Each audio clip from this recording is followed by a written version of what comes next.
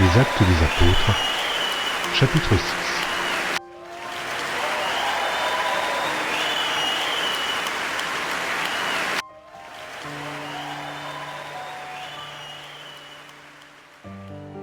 Les Actes des Apôtres, chapitre 6.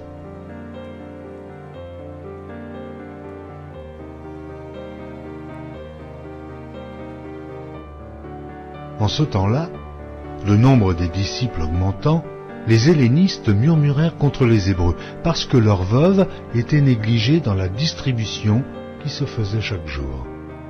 Les 12 convoquèrent la multitude des disciples et dirent « Il n'est pas convenable que nous laissions la parole de Dieu pour servir aux tables.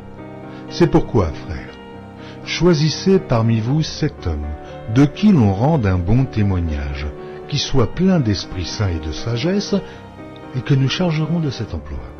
Et nous continuerons à nous appliquer à la prière et au ministère de la parole. » Cette proposition plut à toute l'assemblée. Ils élurent Étienne, homme plein de foi et d'Esprit Saint, Philippe, Prochor, Nicanor, Timon, Parménas et Nicolas, prosélytes d'Antioche. Ils les présentèrent aux apôtres qui, après avoir prié, leur imposèrent les mains. La parole de Dieu se répandait de plus en plus. Le nombre des disciples augmentait beaucoup à Jérusalem, et une grande foule de sacrificateurs obéissait à la foi. Étienne, plein de grâce et de puissance, faisait des prodiges et de grands miracles parmi le peuple. Quelques membres de la synagogue, dite des affranchis, de celle des Cyrénéens et de celle des Alexandrins, avec des Juifs de Cilicie et d'Asie, se mirent à discuter avec lui.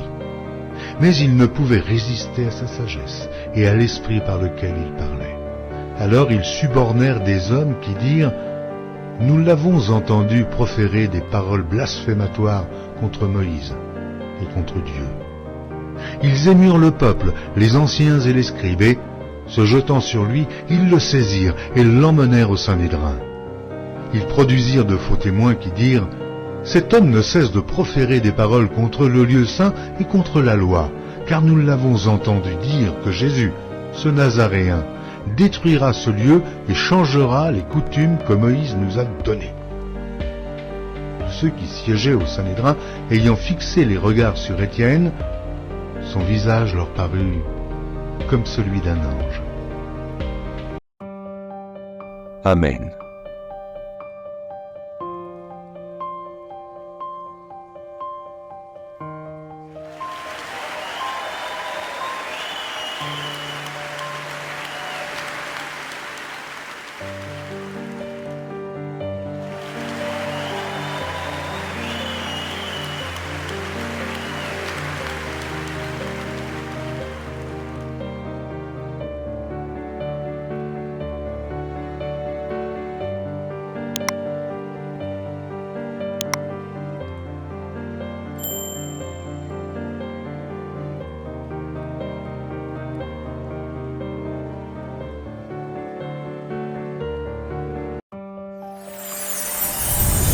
Merci d'avoir regardé.